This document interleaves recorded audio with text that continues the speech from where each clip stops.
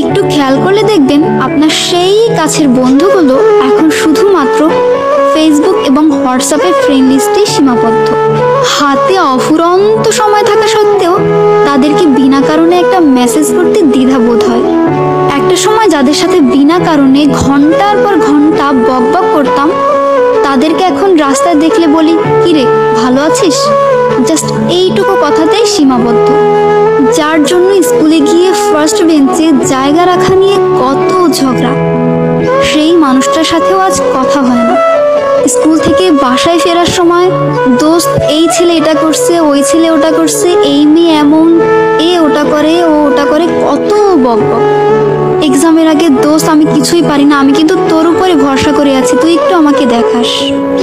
এরকম কত মিষ্টি মিষ্টি বন্ধুত্ব আমরা হারিয়েছি জীবনে। কারণ জীবন গতিশীল, আমরা সবাই সবার কাজে ব্যস্ত। তাই সময় থাকতে প্রত্যেকটা সম্পর্ক উপভোগ করা উচিত। কারণ সময় বদলায়, বন্ধুত্ব বদলায়, আর এই শহরে বন্ধুত্ব হারায়ও।